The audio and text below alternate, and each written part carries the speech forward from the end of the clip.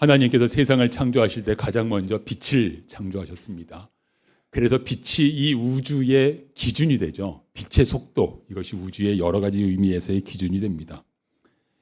빛이 비치면 어둠과 혼돈이 없어지면서 하나님의 창조가 이루어졌습니다. 성경은 사탄의 영역을 어둠으로, 밤으로 표현하는 때가 많아요. 그래서 누가복음 말고 다른 복음서를 보면 이런 기록도 있어요. 가룟 유다가 마지막 만찬에서 예수님 주시는 떡을 받았습니다. 떡을 받고 나갔을 때 유다가 그 조각을 받고 곧 나가니 밤이러라. 이 요한복음 말씀인데 밤이러라. 이것이 유다의 영혼도 밤이었다라는 그 중의적인 의미를 가지고 있는 뜻이에요. 어둠, 밤, 사단의 영역입니다. 세상이 어두울 때도 있고 우리 마음이 어두울 때도 있고, 세상이 어둡든 우리 마음이 어둡든 그 어두울 때 보면 어둠이 영원히 지속될 것 같아요. 이 어둠은 거치지를 않을 것 같습니다. 그리고 어둠은 사람들에게 자기에게 익숙해지도록 강요합니다. 어두운 게 정상이야. 불의가 이 정도 있는 게 정상이지 자꾸 문제 제기하지 마. 마음은 어두운 게 정상이라니까? 마음이 어떻게 밝겠어. 마음 어두운 채로 지내. 이렇게 어둠은 자기가 정상이라고 우리들에게 주장을 하고요. 빛이 비치면 그 빛을 제거하려고 공격을 합니다. 오늘 본문을 보면 빛이신 예수님을 어둠이 공격합니다. 어둠이 예수님을 공격하는 그 장면, 처음과 끝부분을 좀 길지만 우리 찬찬히 같이 읽을까요? 말씀하실 때에 한 무리가 오는데 열둘 중에 하나인 유다라 하는 자가 그들을 앞장서 와서 예수께서 그 잡으러 온 대제사장들과 성전의 경비대장들과 장로들에게 이르시되 너희가 강도를 잡는 것 같이 검과 몽치를 가지고 나왔느냐? 내가 날마다 너희와 함께 성전에 있을 때 내게 손을 대지 아니하였도다. 그러나 이제는 너희 때요 어둠의 권세로다 하시더라. 자, 예수님께서 제자들과의 마지막 만찬을 하시고 겟세마네 기도를 마치셨을 때쯤 이 일이 있었습니다. 가룟 유다가 사람들을 한 무리를 이끌고 왔는데 참 다양한 사람들이 함께 있었어요. 복음서마다 어떤 사람, 이 무리가 어떤 구성이었는지 복음서마다 조금씩 다르거든요. 근데 종합을 해보면 이 무리 안에 로마 군사들도 있었습니다. 가장 많은 건 대제사장들과 바리새인들의 종이었고요. 그런데 여기 특별히 누가복음에 보면 이런 사람들이 있었어요. 대제사장들, 그리고 성전에 경비대장들이 왔으니까 경비대도 왔겠죠. 그리고 장로들, 세상에 대제사장들과 장로들이 자기 종들만 보내서 예수 잡아와 이렇게 한 게 아니고 자기들이 직접 왔어요. 대제사장들이 직접 왔어요. 직접. 그만큼 그들에게는 예수님을 붙잡아가는 이 일이 중요하고 급했다 하는 것입니다. 예수님 한 사람을 붙잡는데 왜 이렇게 수많은 사람들이 몰려왔을까? 일단 그들의 계산을 좀 공감해 볼 수 있어요. 나쁜 자들의 계산이지만 예수님 주변에 12제자도 있지만요. 12제자 말고도 예수님을 계속 따라다니는 사람들이 있었다 그랬잖아요. 예수님께서 그들을 70제자를 파송하기도 하셨었고, 그러니까 그들의 생각에는 예수님 주변에 사람들이 많을 수도 있는 거예요. 그러니까 그들을 제압하려면 우리가 많이 가야지. 그리고 하여튼 이렇게 대거 몰려왔습니다.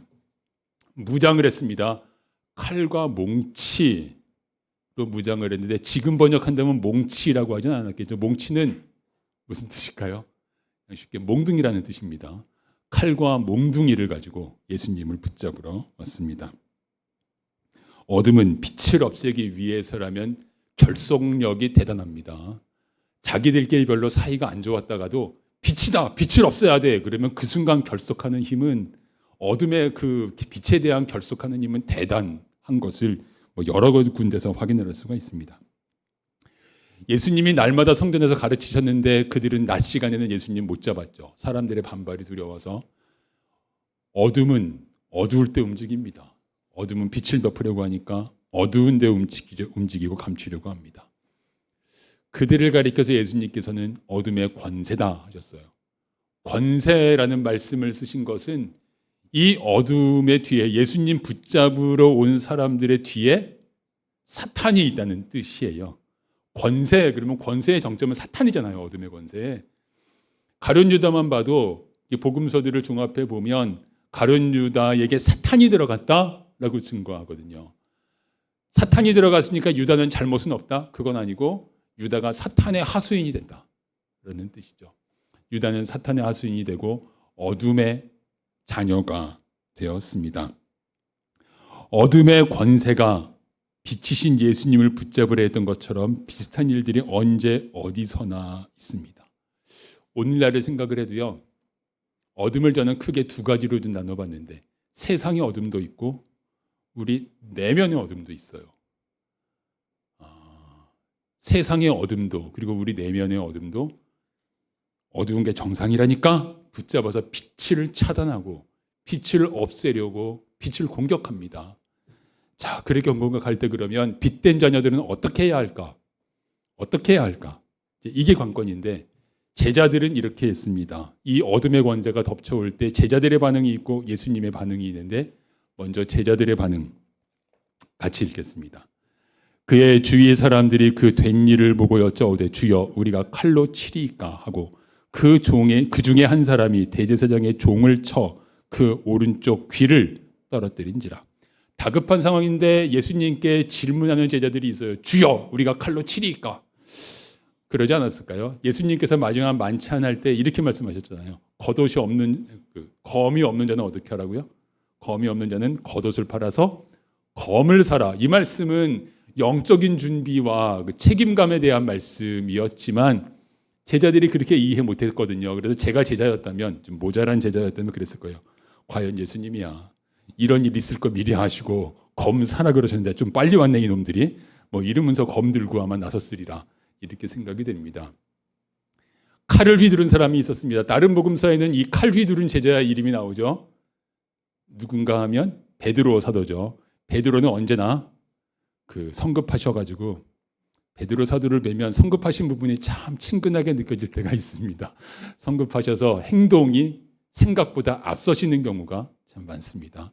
그리고 다른 복음서에는 이 귀가 떨어진 사람의 이름도 나오죠. 그 이름은 말고라고 하는 대제사장의 종이었습니다. 만약에 예수님께서 이때 그냥 계속 가만히 계셨으면 어떻게 됐을까? 제자들이 좀 저항을 했겠죠. 하지만 워낙 저쪽이 많으니까 칼은 이쪽에 2개밖에 없다고 그랬어요. 앞에서. 조금 저항하다가 붙잡혀 갔겠죠. 그리고 예수님은 나만 잡아가고 이 사람들은 놓아주어라. 이렇게 말씀하시기 때문에 예수님만 잡아갔을 거예요. 뭐 핵심이 예수님이니까 다른 사람들 가든 말든 그건 상관 안 했을 것입니다. 빛이신 예수님이 어둠의 권세에게 잡혀가셨다. 여러분 여기에 머물러서요. 좀 묵상을 해보죠. 우리 삶에 이게 비유이고 상징이기도 해요. 이 상황이 이후에 예수님의 제자들과 교회가 마주칠 상황을 상징적으로 보여줍니다. 교회가 그리고 성도들이 박해받을 것이고 말도 안 되는 모함도 받을 것이고 누명도 쓸 거예요. 빛은 약해 보이고 어둠은 강해 보여요. 어둠은 온갖 수단을 다해서 빛을 덮으려고 할 것입니다. 어둠이 우리를 덮어오려고 하는 것 계속 겪고 오지 않으셨습니까? 내가 예수님의 빛을 받아가지고 그 빛을 좀 드러내려고 하면 세상이 비웃습니다. 무슨 창조주를 비웃고 창조주의 질서를 비웃고 인간이 주인이라고 하고 세상이 비웃습니다. 그리고 나의 내면에 있는 어둠도 나를 향해서 그렇게 말할 때 여러분 있지 않으세요? 좀 그만해라. 꼭 그렇게까지 해야 되겠냐? 그냥 이 정도 사는 거야. 우리 속에 있는 내면이 우리 자신을 향해서 어두운 게 당연한 거야. 괜히 빛이라 그러다가 너 다친다고. 그만해라. 내 속에 있는 어둠도 우리 스스로에게 그렇게 말할 때가 있습니다. 어둠이 결속을 잘한다 그랬잖아요. 이쪽에서 속고 저쪽에서 다치고 이쪽에서 공격당하고 하여튼 사방에서 그들이 일부러 조직적으로 연결이 안 되어서도 그 뒤에 사탄이 있기 때문에 어둠은 온갖 것들이 결속을 해서 빛의 자녀들을 이렇게 공격을 합니다. 억울한 일을 당하고 사탄은 절망, 갈등, 다툼, 낙심 이런 것을 칼과 몽둥이로 사용을 하죠. 우리를 조종하는 심리전에도 사탄은 대단히 강합니다. 이럴 때 칼을 들고 맞서는 것은 좋은 일이 아닙니다. 왜냐하면 칼 들고 싸우는 건 사탄이 원하는 바예요. 우리가 당하기 때문에 칼을 들고 싸웠다. 그럼 시간이 조금만 지나가면 어느 쪽이 올바르고 어느 쪽이 그른가는 대충 뭉개지고 진흙탕 싸움이 됩니다. 너도 진흙 묻은 게 나도 진흙 묻은 게 이전 투구 양상이 되어서 그냥 다투는 두 쪽이 있을 뿐이지 이쪽은 정이고 이쪽은 불의다. 이렇게 안 된단 말이에요. 이게 사탄이 노리는 바다. 세상을 그래서 다툼과 갈등으로 몰아넣는다. 칼을 들라고. 억울하지 않냐고 칼을 들라고. 이것이 사탄이 원하는 바입니다. 그리고 제자들은 칼을 들었잖아요. 칼을 들게 되면 어둠 쪽에서는 만들어낼 얘기가 많아요. 그들이 칼을 들었다고. 우리가 칼을 든 놈들을 붙잡아 온 거라고. 어둠 쪽에서는 거짓말을 해가지고 만들어낼 얘기가 얼마든지 많아요. 이거는 제자들의 모습이었고 예수님은 어떻게 하셨을까? 자, 오늘 본문을 이렇게 봤습니다. 이것은 그 시대에도 있었던 일이지만 오늘 우리에게도 일어나는 일들의 상징이다. 어둠이 빛의 자녀를 공격을 할 때 제자들은 칼을 들었다. 여기까지가 서론입니다. 본론, 예수님은 어떻게 하셨을까? 본문에는 이 부분이 간단한데 예수님은 어떻게 하셨을까? 우리들은 이 부분에 집중을 해서 어둠이 빛을 덮쳐올 때 어떻게 할 것인가? 이 말씀을 같이 받으려고 합니다. 먼저 예수님 어떻게 하셨는가 같이 읽죠. 예수께서 일러 이르시되 이것까지 참으라 하시고 그 귀를 만져 낫게 하시더라. 누가복음의 증거가 특별해요. 다른 복음서를 좀 비교해 보면은요. 마가복음의 경우에는 예수님께서 제자들을 향해서는 아무 말씀 안 하셨어요. 마태복음과 요한복음에는 제자들을 향해서 이렇게 말씀하셨어요. 혹시 이것까지 참으라 말고 무슨 말씀이 있는지 이때 기억나는 말씀이 있으세요? 칼을 칼집에 꽂으라 그러셨어요. 칼을 칼집에 꽂으라. 이건 마태와 요한의 기록이고 누가복음은 칼에 대한 말씀은 없고 이것까지 참으라. 이 말씀 해석이 문제입니다. 잠시 후에 해석하고요. 이것까지 참으라. 이것까지 참으라. 각 복음서마다 이게 초점 맞추는 게 있거든요. 마태는 마태의 초점이 있고 누가는 누가의 초점이 있고 누가를 통해서 우리에게 주고자 하시는 성령의 감동은 무엇일까? 누가에게 초점을 맞춥니다. 이것까지 참으라. 헬라어로 보면 참으라, 인내하라 이런 뜻의 단어가 아니에요. 참으라, 인내하라 이런 뜻의 단어가 아니고 내버려둬라. 이것까지 하도록 그냥 내버려둬라. 이런 의미예요. 이것까지 하도록 내버려둬라. 저는 그래서 그 가운데 괄호치고 들어있는 이런 내용이 생략되어 있다고 생각해요. 그들은 이거 이렇게 하도록 내버려둬라. 그들은 내버려두고 너는 너의 일만 해라. 이것까지 참으라는 참고 인내해라. 이게 아니고 그들은 그걸 하게 내버려둬라. 그리고 너는 너의 일을 해라. 너는 너의 일을 해라. 이 말씀으로 저에게는 그렇게 다가왔습니다. 예수님께서는 그들이 하는 것은 내버려두고 예수님의 일을 하셨습니다. 예수님의 일이 무엇이었습니까? 치유였습니다. 고쳐주셨어요. 여러분 놀랍게도 마태, 마가, 누가, 요한 4권 중에서 이 4권 다 귀 자른 얘기는 4권 다 있는데 그 귀를 고쳐주셨다는 얘기는 누가복음만 전해요. 다른 복음서들만 읽으면 그 사람은 귀 떨어진 채로 그냥 살아야 되는 건데 누가가 의사잖아요.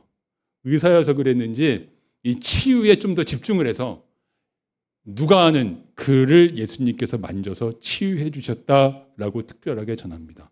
이 치유에 특별함이 있어요. 지금이 성경 공부 시간이라면 여러분들에게 한 분 한 분 좀 물어보면서 하겠어요. 이 치유에 뭐가 특별하다고 생각이 드시냐고. 사실 설교 시간에도 그렇게도 할 수 있는데 시간이 제한되어 있으니까. 뭐가 특별해 보이세요? 치유에 특별함이 있는데 첫 번째 특별함. 고침받은 사람의 믿음의 고백 같은 거 없습니다. 주변 사람들의 믿음도 없습니다. 주변 사람들의 요청도 없습니다. 그가 막 불쌍하게 오랫동안 병에 고통받던 것도 아닙니다. 그는 예수님을 붙잡으러 온 사람이었습니다. 그가 개인적으로 얼마나 예수님을 붙잡으려고 강하게 했는지 그것은 알 수가 없지만 하여튼 예수님을 붙잡으러 온 사람입니다. 예수님을 해치려던 사람인데 그가 다쳤는데 요청받지도 않으셨고 그들에게는 아무 믿음도 없는데 그런데 예수님께서 고쳐주셨다. 이게 특별해요. 두 번째 특별한 거 하나는 여러분 생각해 보세요. 예수님께서 상처 고쳐주신 적이 있는지 생각해 보세요. 다친 상처를 고쳐주신 적은 이때 말고 없어요. 중풍병, 나병, 또 혈루병, 또 무슨 병이죠. 하여튼 온갖 병들을 다 고쳐주셨는데 38년 된 무슨 병자도 있고 다 오래도록 고통받는 병들이지 이렇게 팍 칼로 다친 이런 경우를 고쳐주신 것은 이때가 딱 유일해요. 이런 거 고쳐주신 적이 없어요. 그러니까 자기를 잡으러 온 사람이 불의의 사고를 당해서 딱 다쳤을 때 응급 상황에서 급하게 치료까지 해주셨다. 자기가 잡혀가는 상황인데 이것도 이 치료의 특별함이고 또 하나의 특별함. 이 치료 다음에 사람들의 반응이 전혀 없어요. 치료를 받았는데 아무 반응이 없어요. 치료받은 사람의 감사도 없고 치료하시는 걸 본 사람들의 감탄이나 놀람도 없고 그들의 믿음의 고백도 없고 과연 하나님의 아들이십니다. 대단하십니다. 아무것도 없어요. 그냥 고쳐서 낫게 하셨더라 끝. 이러고 끝이에요. 그냥. 이게 특별한 일입니다. 어떻게 이렇게 아무 일도 없지? 그래서 이 세 가지를 종합을 하면 첫째, 믿음의 고백도 없는 예수님 붙잡으러 온 적의 상처를 고쳐주셨는데 고쳐줘봤자 감사하지도 않을 거고 아무도 믿음을 고백하지도 않을 거고 그냥 예수님 붙잡아가고 아무런 그들의 마음에 아무 역사도 일어나지 않을 건데 그런데 예수님께서는 그를 그냥 고쳐주셨다. 이것까지 참으라의 의미입니다. 이것이. 그들은 그들의 일을 하도록 내버려두라. 너는 너의 일을 하라. 예수님께서는 그들이 하는 대로 그대로 이것까지 내버려 두시고 예수님의 일을 치유하시는 예수님의 일을 하셨습니다. 이것이 앞으로 제자들이 걸어가야 할 길이다. 예수님께서 원수를 사랑하라 하신 말씀 우리가 알죠. 아까 530장 찬송 중에도 원수 사랑 가사가 나왔었고요. 하지만 그 실제 상황에서 이렇게 행동하는 건 원수 사랑하라고 하셨어 이거 아는 거랑은 또 다른 얘기잖아요. 제자들이 앞으로 살아갈 상황 속에서 이렇게 원수를 사랑하는 이런 모습을 보인 적이 있었을까? 하고 이제 사도행전을 좀 기억해 봤어요. 제 마음에 가장 먼저 떠오른 것은 사도 바울이 고침받는 장면입니다. 왜 사도 바울이 성도들을 박해하기 위해서 다메섹으로 가다가 중간에 예수님 만나서 눈이 멀었죠? 그 눈을 누가 고쳐주셨을까요? 성경 퀴즈 한다면 굉장히 어려운 문제인데 그 사람의 이름을 말씀하시는 분들이 한두 분 계십니다. 이름은 아나니아라고 하는데 예수님께서 아나니아와 삽비라의 아나니아하고는 다른 사람입니다. 아나니아라는 성도에게 나타나셔서 여차저차 하니까 가서 바울과 사울은 같은 사람의 다른 이름이죠. 사울을 고쳐주라 그랬더니 그 아나니아라는 사람이 예수님께 이렇게 대답을 합니다. 고쳐줘라에 대한 아나니아의 대답 같이 읽을까요? 아나니아가 대답하되 주여 이 사람에 대하여 내가 여러 사람에게 듣사온즉 그가 예루살렘에서 주의 성도에게 적지 않은 해를 끼쳤다 하더니 여기서도 주의 이름을 부르는 모든 사람을 결박할 권한을 대제사장들에게서 받았나이다 하거늘. 고쳐주고 싶습니까? 고쳐주기 싫습니까? 싫어요. 저 안 가고 싶어요. 아니 이 박해자를 왜 고쳐줘요 주님? 저한테 그런 말씀 하지 마세요. 그랬더니 예수님께서 다시 말씀하세요. 그는 내가 사용할 그릇이야. 바울에 대해서 그는 내가 사용할 그릇이야 라고 주님께서 말씀하셨더니 아나니아가 말씀대로 순종해서 갔습니다. 아나니아의 순종하는 모습 계속해서 읽겠습니다. 아나니아가 떠나 그 집에 들어가서 그에게 안수하여 이르되 형제 사울아 주 곧 내가 오는 길에서 나타나셨던 예수께서 너를 보내어 너로 다시 보게 하시고 성령으로 충만하게 하신다. 제가 이 말씀을 읽으면서 놀라는 것은 형제 사울아예요. 하기 싫었잖아요. 하기 싫었는데 이 눈 멀어 있는 한 사람을 딱 바라보면서 형제요. 이 형제라고 부르고 있어요. 형제라고 부르고 그냥 고쳐주기 싫은데 이게 아니고 성령으로 그가 충만하게 되기를 구하고 있어요. 형제여, 네가 고침받고 성령으로 충만하게 되기를 원한다. 그가 박해하는 건 그의 일이었어. 너는 너의 일을 해. 너의 일은 그를 고쳐주고 형제로 받아들이고 축복하는 것입니다. 자, 사울이 이렇게 나은 다음에 예루살렘 왔을 때 예루살렘 성도들이 슬슬 피했어요. 아무도 함께 하려고 하지 않았을 때 딱 사울을 받아준 사람이 있었죠. 누구였는지 아시죠? 바나바가 사울을 믿어주고 그를 데리고 다니면서 이 사람 진짜 변했다니까? 이 사람 진짜 변했다니까? 이러면서 바나바가 사울을 데리고 다니면서 이렇게 소개시켜 주잖아요. 이것이 교회가 가는 길이고 이것까지 참으라. 그들은 그들의 일을 하게 하고 그들은 그들의 일을 하도록 내버려두고 너는 너의 일을 하라 라는 말씀대로 가는 제자의 모습입니다. 이 말씀을 읽다가 이 모습들을 행한 또 한 사람이 생각이 났습니다. 사울이 아직 핍박자였을 때 사울이 그 한 사람을 순교시키는 장면에 같이 있었던 사울이 죽이는 사람 중에 하나였던 그 장면이 있죠. 죽임당한 그 순교자는 스데반이 죽임당할 때 모습입니다. 같이 읽을까요?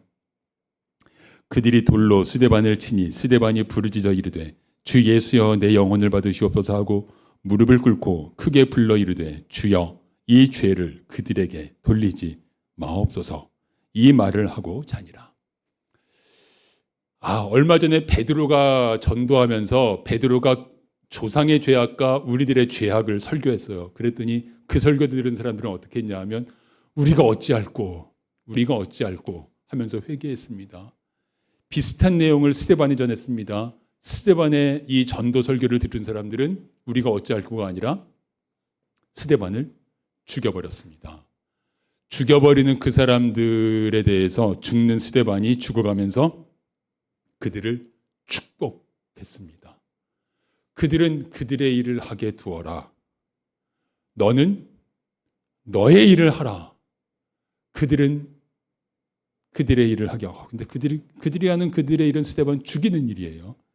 근데 그들은 그들의 일을 하게 하고 너는 너의 일을 하라. 너의 일은 자기를 죽이는 사람들을 축복하는 일이죠. 그들은 그들의 일을 하게 그냥 이것까지 내버려 두고 너는 너의 일을 하라. 그 말씀대로 순종한 모습입니다.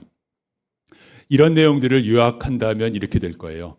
로마서의 이 말씀도 그 로마서를 제가 성도님들과 나누는 것을 미뤄왔는데 새벽 기도회 이번에 시편 제3권이 끝나고 나면 로마서를 새벽 시간에 읽을까 생각을 하고 있는데 아직 결정하지는 않았고 기도하고 있는데 로마서 말씀을 읽겠습니다. 그들이 돌로 스데반을 치니 스데반이 부르짖어 이르되 주 예수여 내 영혼을 받으시옵소서 하고 무릎을 꿇고 잠깐만요. 제가 로마서에 놓고 아까 읽었던 제가 정신이 없습니다. 로마서 다시 읽겠습니다. 너희를 박해하는 자를 축복하라. 축복하고 저주하지 말라. 내 원수가 줄이거든 먹이고 목마르거든 마시게 하라. 그리함으로 내가 숯불을 그 머리에 쌓아 놓으리라. 악에게 지지 말고 선으로 악을 이기라. 숯불을 머리에 쌓아 놓으라는 것은 그가 회개하게 된다는 뜻이에요. 불이 머리에 있으면 뜨거워지고 회개한다는 뜻이에요. 너의 원수를 축복하라. 너를 일을 박해하는 자를 축복하라. 그들은 그들의 일을 하도록 내버려두고 너는 너의 일을 하라. 이것이 축복하는 것입니다. 지금까지 나눈 말씀 정리가 되죠. 빛은 어둠을 이겨요. 어둠을 이기는 빛은 이것까지 참으라. 이것까지 참는다는 건 그들이 하는 대로 두고 너는 너의 일을 하라는 것인데 그건 선으로 악을 이긴다는 것이다. 여기까지 정리하면서 여러분 마음이 어떠세요? 묵상은 이제부터. 여러분 여기까지를 정리하면서 마음이 어떠세요? 그냥 성경에 그렇지 원수 사랑을 하고 성경에 있지. 그러면 우리에게는 아무 변화가 안 일어나고 여기까지 읽으면서 저는 이제 여기까지를 묵상한 걸 놓고 한숨이 나왔어요. 왜냐하면 원수 사랑 알고 있는 말씀이지만 제가 안 그랬거든요. 제가 지금까지 살아오면서 여러분들은 어떠십니까? 제가 모함당한 적도 있고 억울한 일을 당한 적도 있고 뭐 그런 적들이 있단 말이에요. 그랬을 때 그들은 그들의 일을 하게 내버려 두고 나는 그들에게 내가 할 일은 축복을 했느냐 하면 안 했거든요. 안 했거든요. 오래도록. 저에게 만약에 그 일이 저에게 일어난 다음에 한 2년쯤 있다가, 오래전 일입니다. 2년쯤 있다가 누군가가 그분들하고 밥 좀 먹으라 그러면 전 밥 먹는 것도 사양했을 거예요. 밥도 먹기 싫다거나 그분들하고는. 밥 안 먹겠다고. 저는 그랬을 거지 그들을 축복한다? 저 목사였는데 저 그러지 않았습니다. 너는 너의 일을 하라. 그들이 너를 미워하든 너를 모함하든 그것은 그들의 일이고 네가 할 일은 치유와 축복이다. 이 말씀이 그냥 읽고 그렇지 뭐 예수님은 이렇게 말씀하셨지 하고 지나가면 모르지만 그냥 받으려고 하면 이게 우리들에게 사실 고통스럽거든요. 그렇게 우리가 살고 있지 않기 때문에. 어쨌든 그건 과거의 일이었고 일단 이 문제는 저는 개인적으로는 해결을 했습니다. 지금은 그분들을 만나 밥 먹으라면 밥 먹을 수 있고 축복도 할 수 있고 혼자 기도할 때 축복도 하고 그렇게 되어 가지만 지금 나는 내가 해야 할 일을 하고 있는가 하고 지금 나의 모습을 돌아봤어요. 요즘은 저를 모함하는 사람도 없고요. 저를 억울하게 하는 사람도 없어요. 여러분 중에서 혹시 최근에 저 억울하게 하신 분 없으시잖아요? 없단 말이에요. 없으시고 제가 누군가를 억울하게 한 적은 있는 것 같아요. 용서하시기 바랍니다. 제가 그런 일을 한 경우가 있는 것 같아서 용서하시기 바랍니다. 그런데 제가요, 최근에 저 개인적으로 뭐 어떤 원인 속에서 영적인 침체를 좀 심하게 겪고 오고 있었거든요. 그래서 바로 지난 며칠 전 수요 예배 때 수요 예배 말씀을 전하고 예배를 인도하다가 그런 저의 상태를 좀 이렇게 비치게 됐어요. 본의 아니게. 본의였나? 어쨌든 비치게 됐어요. 그랬더니 예배 끝나고 우리 성도님 아닌 분을 포함해서 한 두세 분에게 카톡이 왔어요. 무슨 일이 있으세요? 근데 무슨 일이 있는 게 아니고 저에게 그냥 영적인 침체가 있었는데 그러니까 제 앞에 있는 어둠의 힘은 칼을 들고 나를 치려는 사람이 아니라 제 내면에 있는 나의 침체예요. 사단이 어둠의 권세니까 그 어둠의 권세인 사단이 무엇인가를 도구로 나를 침체시키고 낙심하게 하고 그만두게 하려고 하고 절망시키고 사단이 이렇게 하는데 사단을 그만두게 하는 거 사단한테 그만두라 그러면 그만두겠습니까? 사단은 그만두지 않아요. 그리고 우리들이 살아가는 동안 이 땅에서 죽을 때까지 우리들 마음에서 그런 일은 그치지 않아요. 왜냐하면 우리들은 본질상 진노의 자녀들이니까. 우리 속에 있는 죄는 우리가 주님 앞에 설 때까지는 완전히 해결되지는 않으니까. 우리에게 그런 영적 침체들은 사단의 공격은 계속 있을 거예요. 여러분도 공격 받으시잖아요. 사단은 뭐 그렇게 하도록 내버려둬. 나 왜 이럴까? 난 왜 자꾸 이런 마음이 들지? 막 이렇게 들어가지 말고 그런 사단의 일은 사단이 하도록 내버려둬. 그리고 너는 너의 일을 해라. 사단은 내버려두고 내가 해야 할 나의 일이 무엇일까? 이렇게 묵상하면서 보았습니다. 여러분 영적인 왜 띄워주셨어야 되는데 계속 지우셨어요? 그 다음 것으로 거기 계속 띄워달라는 표시였는데 네.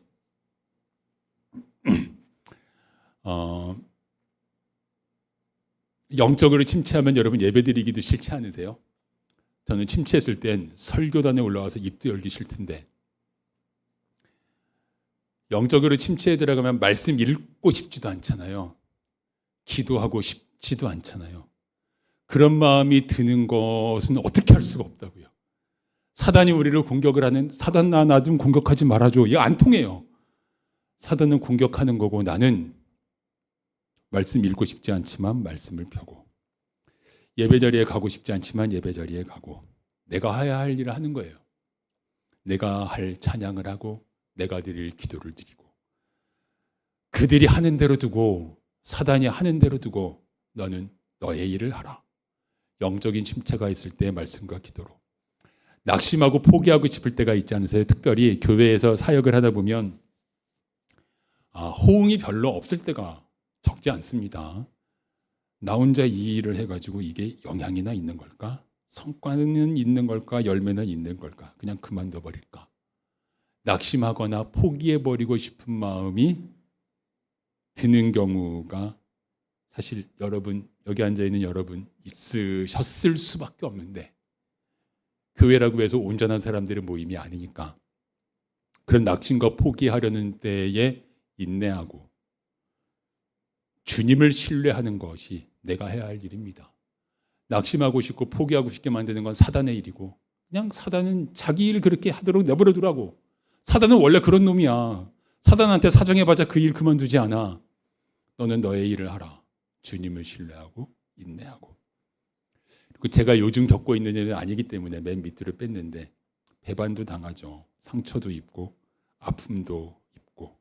상처 같은 경우에는 본의 아니게 서로 스타일이 다르니까 상처 줬는지도 모르고 상처 입고 또 상처를 주고 막 이러는 일들이 우리 속에 비일비재하게 있게 마련이고, 그 가운데에서 품고 용서하고 치유하고, 이게 될까 싶지만, 그러니까 말씀과 기도 가운데 있죠. 그를 치유할 만한 기회, 치유할 만한 일이 있다면 내가 그를 치유하고 이렇게 갈 수가 있다 하는 것을 볼 수 있습니다. 여기 하얀색으로 써놓은 이것들은 우리 안에 본래 없는 능력입니다. 여러분 원래 말씀 사모하세요. 말씀을 읽기만 하면 막 재미있고, 안 그렇잖아요. 기도하면 막 시간 가는 줄을 모르고 기도하고, 애초부터 그렇지 않잖아요. 막 인내하는 게 즐겁고, 안 그렇잖아요. 우리 안에 없는 능력입니다.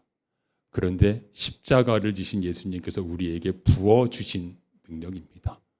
우리에게 없는 능력인데 우리에게 부어주셨고, 그들은, 사단과 그의 수하들은 그들의 일을 하도록 내버려두고, 그냥 그런 일들은 있게 마련이야. 네 마음에 있는 절망도 찾아오게 마련이야.